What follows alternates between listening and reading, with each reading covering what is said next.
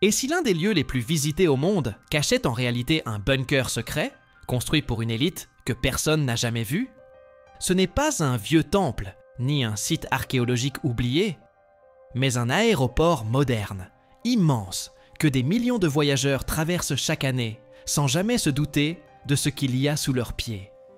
L'aéroport international de Denver est depuis des années au cœur des théories les plus étranges. Non pas à cause de son trafic, mais à cause de ce qu'il dissimule. Dès sa construction, des anomalies intriguent, retards inexpliqués, bâtiments terminés puis enterrés, dépenses colossales. Pourquoi enterrer des structures toutes neuves? Pourquoi construire des kilomètres de galeries souterraines sans usage clairement défini? Le mystère s'épaissit lorsqu'on découvre que certains bâtiments n'ont même jamais été répertoriés sur les plans officiels. Et ce n'est que le début. À l'intérieur de l'aéroport, d'immenses fresques murales attirent l'attention. Elles montrent des scènes de guerre, de souffrance, des enfants morts, des soldats armés portant des masques à gaz, le tout dans un style graphique étrange, presque enfantin. Comme si le message voulait passer inaperçu. Certains y voient une prophétie visuelle, annonçant la destruction d'un monde ancien et l'avènement d'un ordre nouveau. Sous ces images, une plaque intrigante « New World Airport Commission », une organisation qui n'existe pas. Aucune trace légale, aucun historique, aucune déclaration officielle. Cette simple inscription a suffi à alimenter les soupçons. Et si cet aéroport était lié à un agenda plus vaste, plus secret? D'autant que les indices s'accumulent. Des gargouilles postées sur des valises veillent en silence sur les passagers. Une sculpture colossale représentant un cheval bleu aux yeux rouges, surnommé Lucifer, trône à l'entrée.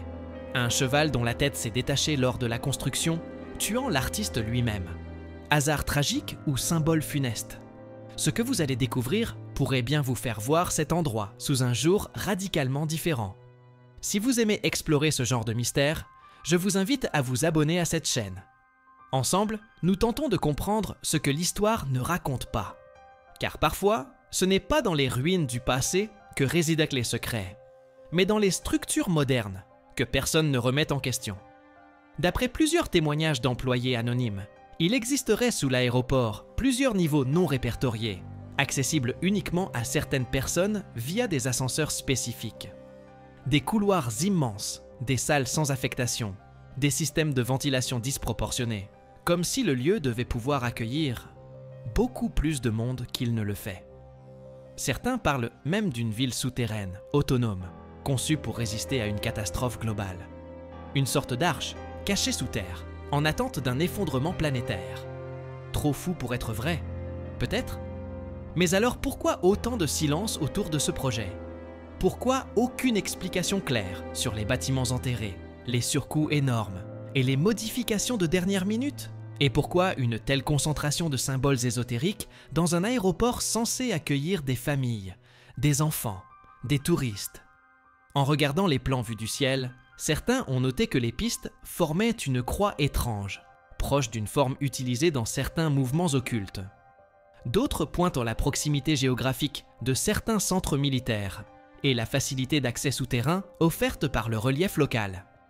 Et puis il y a ces camions banalisés, ces convois discrets vus entrant par des portes de service, à des heures où l'aéroport semble presque vide. Un technicien en charge d'une maintenance nocturne aurait même raconté qu'en se trompant de badge, il s'est retrouvé dans un couloir inconnu, sans issue claire, avant d'être escorté silencieusement vers la sortie par 2 agents sans uniforme. Il n'a plus jamais été assigné à cet endroit. Une simple erreur.